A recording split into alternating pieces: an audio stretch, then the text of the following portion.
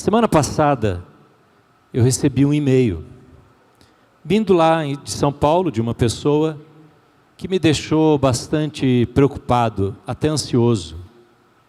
Fiquei algumas noites, até acordando à noite e pensando naquele assunto do e-mail, no conteúdo daquele e-mail. E aquilo martelou a minha cabeça e ainda está na minha cabeça já faz alguns dias. Eu não sei quanto a você, mas isso acontece com uma certa frequência, na verdade, em nossa vida, na sua vida. Quando você recebe alguma informação, alguma notícia, quando você vê alguma circunstância, quer seja na família, na área profissional, no emprego, no dinheiro, quando você faz um exame médico e as coisas não estão do jeito que você gostaria que estivesse com alguém da sua casa, aí você fica desanimado. Você fica desanimado. Semana passada nós ouvimos do pastor Dinarte aqui algumas coisas, especialmente no culto da noite, você que esteve aqui à noite. E quando eu estava ouvindo, ele falou várias coisas sobre os patriarcas da fé, lá de Gênesis. E eu fiquei feliz com estar ouvindo aquilo, porque o que Deus havia colocado no nosso coração para pregar, agora para mais alguns domingos, é uma série em Josué, com esse título que você está vendo aí. Eu não sei quanto a você, mas há muitas situações que nós precisamos receber um vento de ânimo. Eu me lembro quando criança, e as crianças fazem isso, elas soltam a pipa, o papagaio, e de vez em quando, ou a criança corre, ou o papagaio cai, a pipa cai no chão, porque o vento para de soprar. Às vezes é assim na nossa vida, não é verdade? Você tem que de alguma maneira encontrar ânimo, para você e para os outros. Se você é pai, mãe, avô, você sabe o que eu estou dizendo, quando você precisa animar os seus filhos, quando eles estão numa crise, quer seja um jovem que ainda não consegue alcançar um trabalho realizador depois da faculdade, ou quer seja um adolescente que está irritado com alguma coisa na amizade, na escola, ou uma criança, você precisa encontrar suas forças para animar esta pessoa da sua casa. Eu estava lendo uma pesquisa sobre o ano passado, uma pesquisa de um instituto que trabalha com o bem-estar, especialmente o bem-estar na família. E essa pesquisa trouxe algumas palavras que foram muito fortes na pesquisa de sentimentos, de emoções no ano passado. E a primeira palavra com mais de 70% de citação, de menção como uma palavra presente na família, no coração, nos sentimentos da pessoa, foi medo. Medo. Acho que ninguém aqui esteve ausente, talvez nem esteja ausente ainda, isento de ter medo de alguma coisa. Algumas pessoas estão enfrentando medo por causa do aspecto profissional. Há muitos aqui que não têm nenhuma segurança profissional, que dependem de vendas, dependem do próprio esforço, empreendimento, não tem nada garantido. Uma outra palavra que esteve também perto dos 70% foi preocupação e ansiedade durante o ano passado. E eu tenho certeza que estas palavras não fugiram ainda do nosso vocabulário neste ano. Outra palavra foi desânimo. E eu diria que uma palavra que poderia fazer parte deste ano, e vai fazer parte do nosso ano, não que eu desejo que ela aconteça, mas ela vai fazer parte, pelo contexto brasileiro, é indignação. Indignação. Talvez esse sentimento de indignação faça parte de todos os dias da nossa semana, ou quando a gente ouve alguma notícia, quando a gente sabe do que os nossos líderes, qualquer que seja a área, o que eles pensam, o que eles falam, o que eles fazem. Isso nos deixa irados. E nós precisamos ter esse senso de ira, de indignação, mas mantermos o que Josué vai nos ensinar. O ânimo. Precisamos ser reanimados. Porque nossos pés estão sim na terra, no solo brasileiro, mas nós precisamos ter o ânimo vindo da parte de Deus. porque do contrário você vai entrar no ciclo, no turbilhão destas emoções, desses sentimentos, desses pensamentos, e você vai entrar numa palavra outra que foi também e é ainda muito tema da nossa sociedade, que é depressão. Você fica angustiado, deprimido, irritado, e aí você começa a brigar com as pessoas próximas a você, que jamais você deveria entrar, nós deveríamos entrar em conflito por causa daquilo que está acontecendo lá fora. E as opiniões ideológicas, políticas, sociais, o que quer que seja. Isso perturba a nossa casa. Eu quero compartilhar com você uma palavra que Deus tem colocado no meu coração, baseado no livro de Josué. E domingo passado nós ouvimos a menção do pastor Dinarte sobre este assunto. Se você não estava aqui, vale a pena você ouvir o sermão de domingo à noite. E eu quero compartilhar com você sobre este tema, que vai nos ajudar a entender um pouquinho da história. Não vai ser todo o texto de Josué, porque ele é muito longo.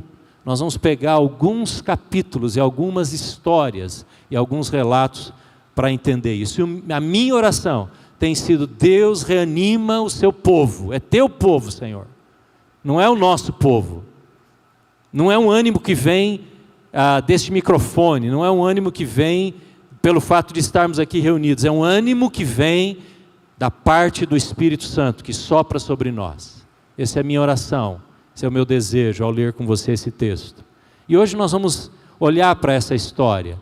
E o tema de hoje que eu quero trazer para você, nos primeiros versículos de Josué, que descreve esse início da história desse extraordinário livro, é este: um funeral, uma promessa à margem de um rio. Um funeral, uma promessa à margem de um rio. Então, por favor, abra sua Bíblia, o seu aplicativo aí em Josué, e nós vamos ler estes versículos do início do capítulo 1. Início do capítulo 1. Veja o que diz aí na sua Bíblia, como assim está escrito: depois da morte de Moisés, servo do Senhor, disse o Senhor a Josué, filho de Num, auxiliar de Moisés: o meu servo Moisés está morto. Agora, pois, você e todo este povo, preparem-se para atravessar o Jordão e entrar na terra que eu estou para dar aos israelitas. Como prometi a Moisés, todo lugar onde puserem os pés, eu darei a vocês. O seu território se estenderá do deserto ao Líbano, do grande rio ao Eufrates, toda a terra dos hititas, até o mar grande no oeste. Ninguém conseguirá resistir a você todos os dias da sua vida. Assim como estive com Moisés, estarei com você, e nunca o deixarei, nunca o abandonarei. Pai, dá-nos a compreensão, como o Teu Espírito deseja nesta noite. Ajuda-nos a crer na Tua Palavra e sermos vivificados pelo poder do Teu Espírito Santo nesta noite. Reanima o nosso coração, o nosso pensar, o nosso sentir. Põe do fogo da presença do Teu Espírito Santo nos nossos corações e alimenta a nossa fé, porque precisamos disso hoje, em nome de Jesus. Amém, amém, amém. O funeral de Moisés traz o início deste livro. Esse livro começa com um funeral. E o funeral de Moisés é, na verdade, um símbolo do desânimo que toma conta daquele povo no início ainda da tomada da terra prometida. O funeral de Moisés não é apenas uma cerimônia que demora 30 dias para acontecer, ou que toma 30 dias de luto. O funeral de Moisés é a demonstração clara de um povo que deveria estar marchando, mas que agora está desanimado. É a metáfora de um povo que precisaria estar crendo e agindo baseado na promessa de Deus, mas que está derrotado e não está pronto para encontrar com os inimigos da terra de Canaã, da terra prometida. Não está pronto para tomar posse daquela terra. Veja, se olharmos o mapa, eu trouxe aqui um mapa para você olhar, o tempo da jornada, desde a saída do Egito até a entrada na terra prometida, poderia ter durado 3 meses. Alguns dizem até 2 meses, mas vamos imaginar que por causa das crianças, por causa dos mais idosos, tomasse mais tempo do que isso. Mas, no entanto, os israelitas demoraram 40 anos para chegar na terra prometida e no tempo da conquista. E quando eles chegam na hora do embarque, na hora da posse, o líder, o grande líder, morre. Eu estou fazendo aqui um pano de fundo para você entender o drama que estavam vivendo aquelas pessoas naqueles dias. Por isso o livro de Josué começa depois da morte de Josué. É assim que começa o livro. E aí Deus fala depois da morte de Moisés. E aí depois Deus fala com Josué. Josué, meu servo, Moisés também, meu servo, é morto. 2 vezes, em algumas linhas, aparece essa declaração. A morte de Moisés para nós poderia ser esse tempo de pandemia que trouxe perdas. Algumas famílias perderam pessoas, perderam dinheiro, perderam emprego, perderam ganho. Algumas pessoas fecharam os seus estabelecimentos comerciais, as suas empresas. E parece que esta jornada não tem fim, não acaba. É mais ou menos como o povo que você está vendo agora no mapa, que está às portas da terra prometida, porque a distância era muito curta entre o Egito e a terra prometida. Mas eles saem, ao invés de irem para o norte, beirando o mar, que está ali azulzinho, que é o mar Mediterrâneo, ali havia uma rota, era uma estrada que era usada por os comerciantes, os viajantes. Eles, ao invés de irem para o norte, beirando o mar, eles vão para o sul e se embrenham no deserto. E Moisés está à frente, eles têm tempos difíceis de dúvida, de incredulidade.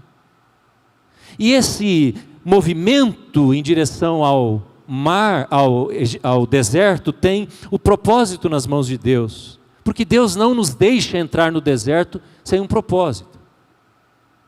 Ele não nos deixa ter perdas, provações, sem um propósito. Deus tinha um propósito.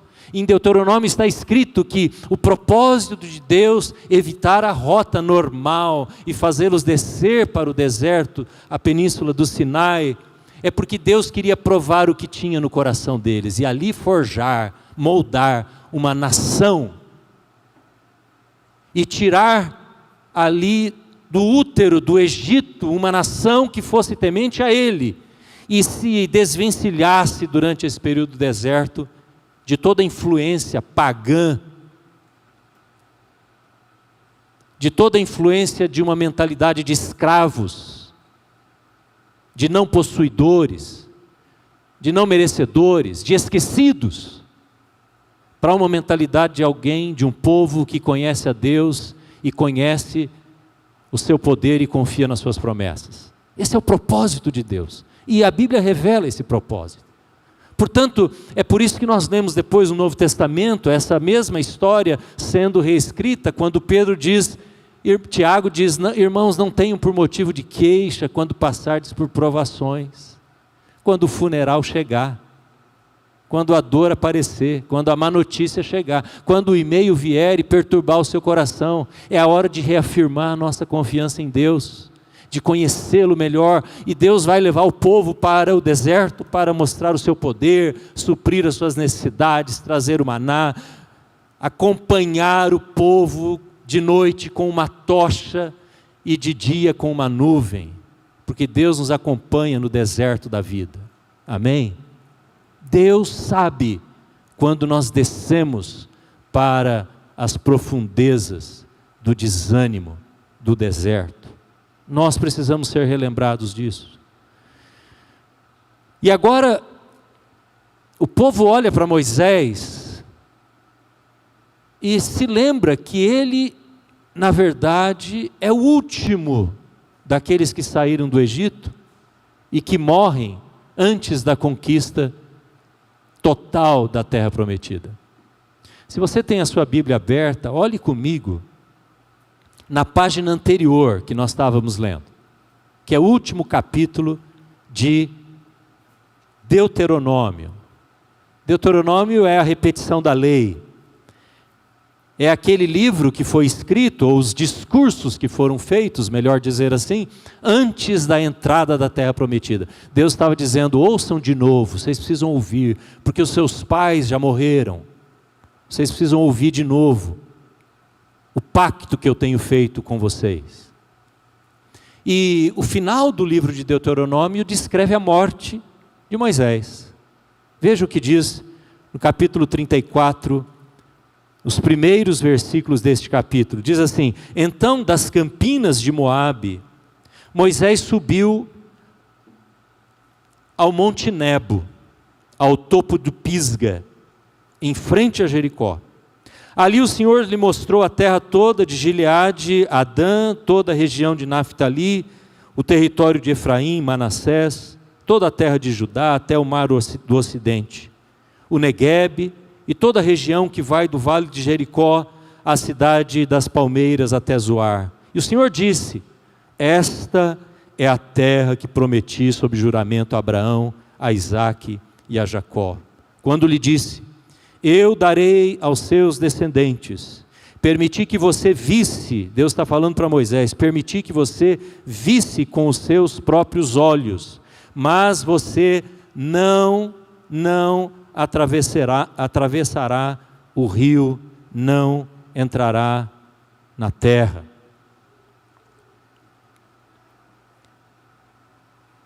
Mais ou menos 10 anos atrás eu tive a oportunidade de subir nesse monte, Monte Nebo.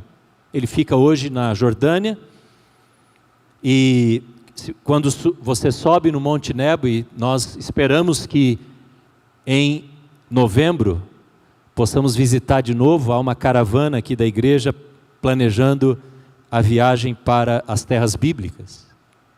Nós queremos subir o Monte Nebo. Quando você sobe o Monte Nebo, há uma pedra muito grande, bem na margem da descida daquela montanha, e você vê uma placa muito grande. E nesta placa tem várias setas, marcando exatamente a direção destes lugares que estão mencionados aqui. O texto diz, Deus dizendo a Moisés: olhe para toda esta terra, versículo 1, de Gileade, Dan, Naftali, Efraim, Manassés, o rio Jordão e Jericó, até o mar, que é o mar Mediterrâneo.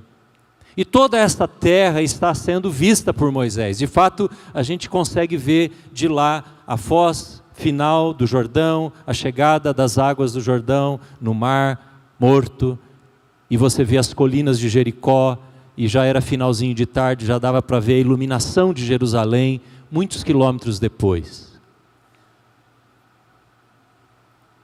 E Moisés olha tudo aquilo e se lembra da promessa que Deus mesmo menciona aqui, que havia sido feita aos patriarcas 500, 600 anos antes, quando Abraão, quando Isaque, quando Jacó, eles receberam a repetição da promessa: eu vou ainda levar os seus descendentes para uma terra que eu prometo a vocês. Mas veio o Egito, 400 anos, e as pessoas morreram, e aquela geração toda morreu, foi substituída por outra, e por outra, e por outra, e aquela verdade está esquecida. A promessa de Deus está esquecida. É isso tudo que simboliza o corpo de Moisés, que depois daquela subida ao monte, morre com 120 anos, e o povo celebra em luto por 30 dias. Esta dor das coisas que vão acontecendo na nossa vida. Moisés, deitado e morto e para ser sepultado, traz para mim e para você todas as nossas perdas à memória, as saudades que nós sentimos. Ontem eu estava falando com a minha irmã sobre as datas em que o nosso pai, a nossa mãe primeiro, 14 anos antes, os dois faleceram. É aquela saudade que bate quando você nem sabe explicar porque num determinado dia, às vezes no pôr do sol, no final de um dia, você está triste. São esses Moisés que vão acontecendo na nossa vida. E às vezes são pequenas coisas que logo passam, mas que vão nos deixando desanimados. Uma palavra dura que você ouve de alguém, um plano frustrado, um problema qualquer na família. E é nessa fraqueza que a gente anda. Por isso essa necessidade do reânimo. Eu não sei quando foi a última vez que você viveu essa experiência. Talvez tenha sido ontem, essa semana, de ver o seu Moisés morto, ou quase morto. Você não sabe de onde tirar as forças. É assim que está o povo. É assim que nós nos encontramos. Irmãos, e faz parte do processo de recuperação, faz parte do processo do reânimo, olharmos para os nossos Moisés. Interessante que Jesus não evitou o Getsemane. E nem os escritores dos evangelhos deixaram de registrar a dor do Getsemane. Está lá marcado. Jesus não foi poupado da traição, do abandono. E está lá registrado. Para que eu e você, nós nos identifiquemos com o Evangelho, com Jesus. E entendamos como Deus se aproxima de nós. E não primeiramente nós nos aproximamos de Deus. É Ele quem vem ao nosso encontro. Esta é a figura de Moisés, que viveu durante a vida crises e mais crises. Se eu pudesse dar um nome, um sinônimo para Moisés durante toda a sua vida, eu diria que Moisés foi um enfrentador de crises. Porque ele nasce bebê e já começa uma crise. Você conhece a história de Moisés? Ele é criado num ambiente que não é o dele. Ele vê o seu povo, depois de adulto, ser escravizado. Ele mata um homem. Ele esconde na terra esse homem. Ele é pego e ele foge. Imagina o drama deste homem. As suas perdas, as suas dores, por não ter sido criado com o seu povo. Não tem pátria, não tem povo, não tem identidade cultural. Não sabe cultuar a Deus, não conhece a Deus, e Deus vem ao encontro dele na sarça que ardia, porque Deus queria se revelar a ele, e identificar-se com este homem sofrido, que vive no deserto, que trabalha para um homem, e se torna o seu sogro. Faz parte da nossa restauração, olhar para as nossas dores, assim como faz parte para um casal conversar sobre os seus atritos. Não adianta esconder embaixo do tapete. Não adianta você, como pai, como mãe, querer que haja restauração na sua família com os filhos, se as coisas não forem tratadas. Não adianta querermos solucionar os conflitos, se não olharmos aquilo que está morto. Por isso, à margem daquele rio Jordão, às portas da conquista e uma mudança de esfera na vida daquele povo, há um homem morto. E nós precisamos olhar para ele. Mas graças a Deus, há também uma promessa. Há uma promessa, graças a Deus, que bênção. E quando Deus fala para Josué, a primeira coisa que ele diz, depois de falar da morte de Moisés, é ele reafirma a promessa. Quem era Josué? Se você olhar para esse mapa aqui,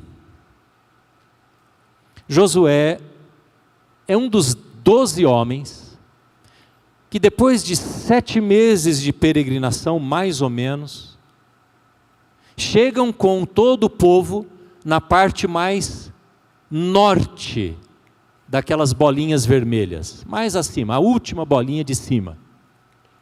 Ali tem uma seta que vai e volta, você está vendo? Lá na parte superior das bolinhas vermelhas. Essa subida e descida é o relato dos espiões. Eles foram, visitaram a terra e voltaram. 12 homens, um de cada tribo. Porque havia uma promessa e Moisés manda então que depois de 7 meses de peregrinação, aqueles homens caminhem sobre aqueles povos e aquelas terras que eles vão habitar e tragam um relatório. E você conhece a história? Houve uma divergência no relatório. 10 deram um relatório negativo, quase que proibitivo da conquista. Não vamos entrar lá porque nós seremos consumidos, aquela terra vai nos engolir vivos, porque aquele povo é forte, poderoso e nós seremos destruídos. 2 trouxeram a mensagem diferente. Se Deus for conosco, nós vamos conquistar a terra, porque lá mana leite, a famosa frase, né? E mel. Nem com essa notícia de que lá tinha comida diferente, que não era mais maná, o povo se anima. E o povo, diz o texto, dá ouvidos aos 10, e não a promessa. É como aquele crente, aquele membro da igreja que sabe muito bem a Bíblia, conhece os versículos de cor, mas ele não consegue aplicar para a vida dele, para a sua própria vida, quando está no meio de uma crise.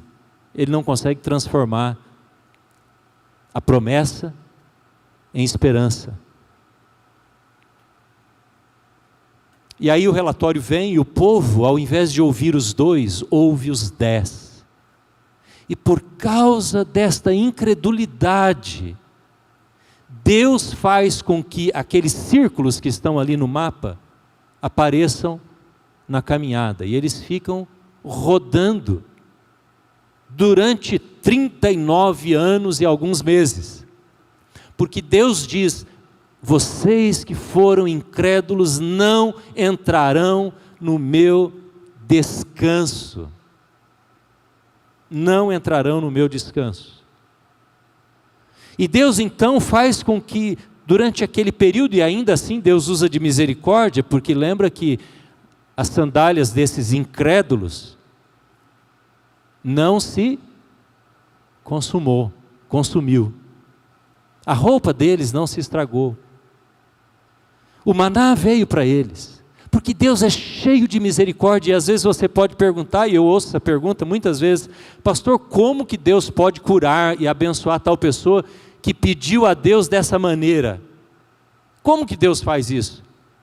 Só tem uma resposta: por causa da sua misericórdia.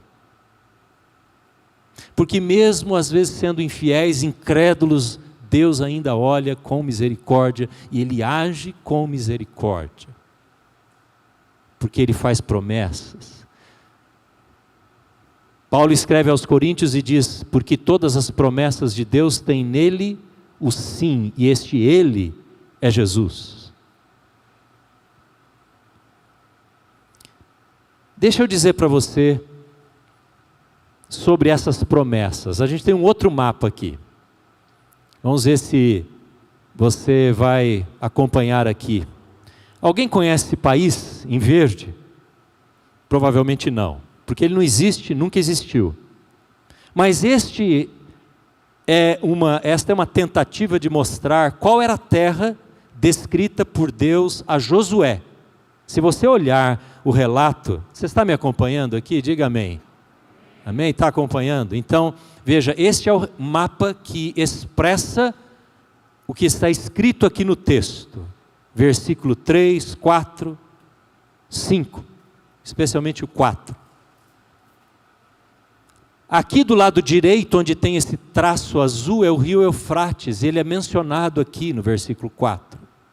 Porque Deus diz a Josué, Deus diz a Josué, a terra que eu vou dar a você, e se você pisar neste solo, eu vou conceder a você essa nação, vai do grande Eufrates, ao leste, à direita, até o grande mar, que é o mar Mediterrâneo, que está lá à esquerda, a oeste. E ao norte, o deserto do Líbano, e ali você tem o Líbano lá em cima, e está escrita a palavra Síria, que é o deserto do Líbano e Síria, que é o sul da Síria. Indo até o Negueb, que é esta parte que está aqui na sua esquerda inferior, que é de onde eles tinham vindo. É uma corrente que às vezes aparece ali quando há uma chuva, que é raro naquela região. É uma espécie de rio temporário. Este é o mapa de Israel. Mas agora eu vou dizer a você, vou mostrar a você qual foi na verdade o mapa. Na sobreposição aqui, você vai ver este mapa amarelo. Esta foi a porção conquistada por Josué. Portanto, aquela promessa de Josué, de Deus para Josué, Josué, onde você pisar os seus pés, eu vou dar a você, do Eufrates, pode ir do Eufrates até o mar grande, do norte até o sul, nunca se tornou realidade. Essa é a terra conquistada. E se você ver agora o outro mapa sobreposto a esse, você vai ver em roxo o que é Israel hoje, diminuiu ainda mais. Por que essas coisas acontecem? Por que às vezes nós poderíamos estar vivendo uma vida muito mais de ânimo e de alegria e de gozo e de contentamento e de fé, muito mais unidos na família, com uma vida espiritual muito mais vigorosa, experimentando as bênçãos de Deus, alargando a nossa esperança e ânimo, mas a gente vive encolhido, porque nós não entendemos e não vivemos o que é promessa. E às vezes, amados irmãos, sabe qual é o problema maior, meu e seu e nosso? É que nós queremos tomar as promessas e fazer com que elas se encaixem a nós, e não a nós a elas. Deixa eu tornar claro isso para você.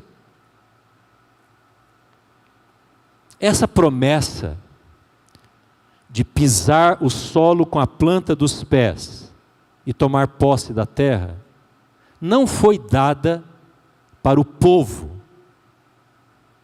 foi dada para o líder. Deus está falando para o líder, Josué. Onde você pisar a planta do seu pé, eu vou dar a terra para você. Deus estava dizendo, não era que o pé de Josué ia fazer milagre, mas Deus está dizendo, eu vou abençoar a sua liderança. Você vai ser um líder bem-sucedido. Você vai tomar empreitadas, você vai tomar oposições, mas eu vou abençoar tanto a sua liderança, que você vai à frente deste povo, e você vai conduzir este povo em vitória. É uma promessa para um único homem, em toda a face da terra. Aí o irmão da igreja, crente em Jesus, boa fé, ele vai querer comprar um terreno na cidade, perto da casa dele, ele vê terreno, paga aluguel, e ele fala, eu preciso comprar um terreno. Aí ele vai lá, pula o muro do terreno, a cerca ou o alambrado, Deus, eu vou comprar esse terreno é meu, e usa o nome de Jesus ainda, porque ele cita Josué. E ele abusa da palavra de Deus. Eu não vou dizer que ele brinca com a palavra de Deus, porque às vezes ele faz isso na boa intenção e na fé. Mas ele não põe a vida financeira em ordem, ele não conversa com a sua família, ele não faz um planejamento financeiro, ele não se prepara para aquilo, mas ele quer em nome de Jesus tomar posse, porque a Bíblia diz que aonde você pisar, veja como é uma promessa mal utilizada, assim como o povo que poderia ter todo esse espaço imaginário aqui, nunca existiu, mas nunca teve posse da terra. Porque a vida deles não foi adaptada à promessa, eles queriam adaptar a promessa à vida deles. Queriam continuar vivendo do mesmo jeito. E quando eles entraram na terra prometida, o que eles fizeram? Ao invés de seguir as promessas de Deus, os pactos de Deus no livro do Êxodo, do Levítico, de Deuteronômio, eles começam a se aliançar com os povos. Adorar os mesmos deuses, manter os altares, casarem-se com mulheres ou com homens daquele povo, criarem os seus filhos longe da lei do Senhor, mas queriam tomar posse da terra. E Deus diz, não, eu não vou dar posse da terra, porque a minha promessa está baseada em aliança, e a aliança é de lá para cá e daqui para lá. É uma via de mão dupla. Você compreende isso que eu estou dizendo? Irmãos, as promessas de Deus têm em Jesus o sim, mas a única promessa que nunca será negada por Deus é aquilo que envolve a obra vicária, sacrificial, salvadora de Jesus na cruz. Nunca será negado a ninguém. Por isso Paulo diz, nele todas as promessas têm o sim, mas o que passa disso, aí vai ser por obediência. Aí nós vamos entender quais são essas promessas. Vou dar 2 exemplos. Salmo 127, Salmo 128, e domingo passado foi esse tema, família. Esses 2 salmos falam que os filhos são herança, são bênção. Feliz o homem que enche deles a sua aljava, não é? Cheia de flechas. Você vai ser abençoado, a sua geração vai ser abençoada. E às vezes a gente toma esta promessa e diz, Deus, o Senhor prometeu abençoar a minha família, os meus filhos. Por que os meus filhos estão nessa situação? Por que a minha família está assim assado? E reivindicamos as promessas de Deus, mas esquecemos de ler o resto do capítulo, o resto dos salmos, porque lá fala sobre uma aliança entre o justo e o Senhor. Isto é, o homem que teme a Deus e traz a presença de Deus para sua casa, o homem e a mulher, e o resultado desta aliança com Deus, de perseverar nessa aliança, vai ser, o Senhor vai abençoar a sua casa. E mesmo quando as tragédias vêm, porque às vezes pode acontecer de um cônjuge abandonar a aliança, mesmo assim Deus vai preservar, Deus vai cuidar. Mas Deus exige arrependimento, Deus quer santidade, Deus quer consertos. Como é que um pai, uma mãe vai dizer, os meus filhos são herança do Senhor, e eu ensinei o caminho que eles devem andar, e eles nunca vão se desviar dele, se nunca houve um pedido de perdão para o filho, nunca houve um conserto, nunca houve admissão de um grito, de uma palavra mal colocada, nunca houve isso. São aqueles filhos que veem os seus pais erguerem a voz, mas nunca os veem pedindo perdão para o outro. Nunca. Essa é uma palavra dura, que é para mim e para você. Ou quando uma pessoa está precisando de conselhos, o que eu devo fazer? Qual a decisão que eu devo tomar na minha vida? Eu preciso decidir no meu negócio, na minha família, alguma coisa. ou você está querendo saber a vontade de Deus para o seu relacionamento, namoro, casamento, profissão, qualquer coisa. E aí você vai no Salmo 32. Os Salmos têm muitas promessas. Glória a Deus por podermos orar os Salmos. E o Salmo 32, no versículo 8 diz: eu te instruirei e te ensinarei o caminho que deves seguir. E debaixo das minhas vistas eu te darei conselho. E aí então, a pessoa diz: eu sei que o Deus vai me orientar, e eu vou decidir isso, e Deus vai me abençoar depois que eu decidir. Mas ele se esquece de ler os primeiros versículos. O Salmo 32 é um salmo de confissão de Davi. E ele diz que o caminho dele se desviou do Senhor. E ele se afastou de Deus naquela história do adultério dele. E ele inicia o salmo falando deste processo de restauração com o Senhor. Até que ele chega no versículo 8º, e antes ele passa pelo 7º. Interessante que junto ao 8º, ele diz assim: não sejam vocês como cavalo ou como a mula, que não tem entendimento, que com cabresto precisa ser guiado. Aquele coração duro, aquele homem que não se quebra. Todo mundo fala para ele, a esposa conversa com ele, diz: você não pode fazer assim, mas ele é duro, ele é coração empedernido, ele não se quebra, não reconhece, ou aquele filho, ou aquele cônjuge, aquele casamento. E Davi fala isso. E é nesse contexto que Davi diz: essa é a promessa de Deus, eu te instruirei, eu restaurarei você, eu darei conselhos a você, eu te ensinarei a ser sábio. Mas tem que haver conserto, tem que haver restabelecimento da submissão, do desejo de ouvir a Deus. Não é tomar a promessa e tomar como garantido.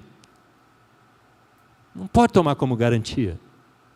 Porque a promessa foi feita, mas ela exige aliança. Ela exige aliança. Deixa eu voltar um pouquinho para a história.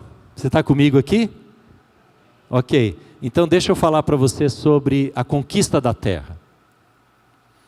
Eu já fui muito indagado, muitas vezes, viu? Muitas vezes, com esta pergunta: pastor, tem coisa no Antigo Testamento que não dá para entender. Como é que Deus manda o povo de Israel entrar numa cidade, destruir a cidade, queimar as casas? 7 povos habitavam naquele pedacinho amarelo do mapa ali. 7 povos. E as pessoas dizem: como Deus é injusto, isso é uma carnificina, isso é um genocídio. Deus manda destruir tudo, não preservar nem os animais. Como é que pode isso? Tem umas coisas no Antigo Testamento que são difíceis, não são? Tem muitas coisas difíceis. Porque nós estamos muito distantes na história. A gente vive num mundo ocidentalizado, ocidental, que tem a Corte de Haia, na Holanda. Tem a ONU, em Nova York. Tem os tribunais, os espaços de justiça, aonde você pode recorrer caso você tenha um problema, uma demanda. Nós temos processos já de demarcação de terras, nós temos estabelecimento de acordos internacionais.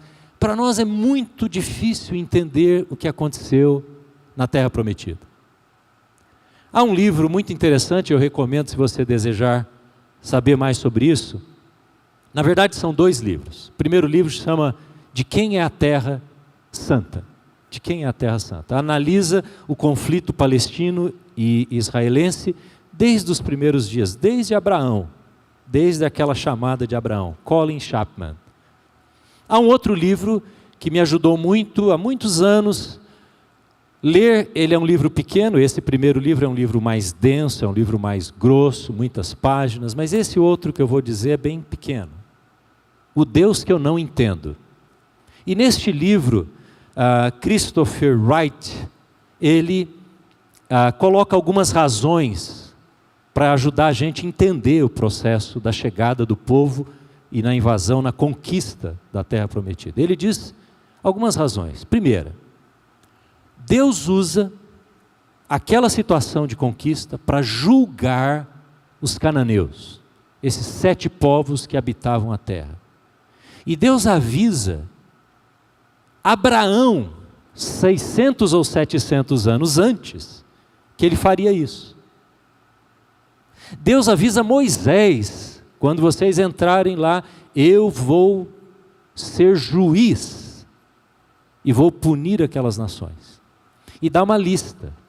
Se você ler Levítico 18, 19, 20, você vai ver a lista das coisas que Deus abominava e aquele povo fazia diariamente. Por exemplo, sacrifícios de bebês a Moloque. Era parte do culto diário. Os pais entregavam seus filhos para adoração e os sacerdotes pegavam as crianças e os matavam nos altares. Zoofilia, sexo com animais. Todo tipo de perversão descrito no livro de Levítico, que era a prática dos cananeus. Pais com filhas, filhos com suas mães, homens com as suas sogras, e assim por diante. Esta era a dinâmica da sexualidade nos cananeus. Isso é descrito nos livros de história. Práticas de cultos a espíritos adivinhadores, coisa proibida. Jogos de sorte proibidos. Em Deuteronômio capítulo 9 você vai ver essa proibição. E Deus diz, este povo cananeu vai ser punido. E Deus está usando Israel para punir aquela nação. Para ser juiz daquela nação. Porque Deus é dono de toda a terra e Deus não suporta, Deus não tolera que na terra que é dele, nas culturas que são dele, essas coisas aconteçam. Deus se ira. E a Bíblia fala sobre esse cálice da ira de Deus, cálice. E quando esse cálice transborda, Deus se torna aquele que vem com o juízo. Agora, a Bíblia também fala que Deus é misericordioso e espera, retarda a sua ira. Deus retém a sua justiça para que as pessoas se arrependam. E a gente vai olhando as culturas e vai vendo isso acontecer. Os povos, as pessoas, as famílias. Por isso a Bíblia diz, quando ouvir a voz do Senhor, não endureça o seu coração, quebre o seu coração. Não endureça, porque Ele é justo juiz. Mas também, irmãos, e eu teria que falar mais coisas e não vou falar sobre essa questão do Deus usar Israel sobre aqueles povos, mas Deus também usa como ensino para o próprio povo de Israel. Agora o juízo vem para dentro de casa. Porque Deus disse para o povo de Israel, vocês vão conquistar a terra, mas quando entrarem lá, me levem a sério, não é? Me levem a sério. E aí vem os 10 mandamentos, vem toda a orientação do livro de Levítico, para dizer, vocês são povo santo. Mas o povo de Israel se mistura e eles começam a adotar os costumes, a religião, as práticas, a moral, os padrões éticos daquelas nações. O que acontece? Deus julga Israel. O que acontece 500 anos depois? Você conhece a história de Israel? Mais ou menos 500 anos. A Babilônia vem, destrói Israel. Acaba com a nação de Israel. E Deus usa a Babilônia para ser agora juiz sobre a nação de Israel. Então Deus é juiz para com todos. E graças a Deus a gente poderia dizer que Deus é juiz. Irmãos, a justiça de Deus é que traz para nós saúde, sanidade. Alguém pode dizer, mas esse Deus é punitivo? Eu pergunto a você se você quer um juiz parcial para julgar a sua causa nos tribunais, quando você tiver que ir à justiça. O que você quer?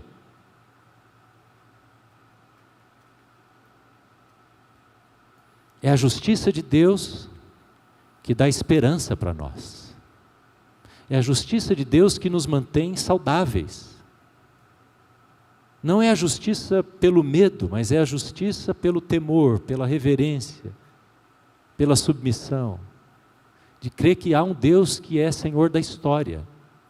Por isso, quando eu e você vemos os malfeitos por aí, a gente não fica desanimado por completo, a gente fica irado. A gente fica irado.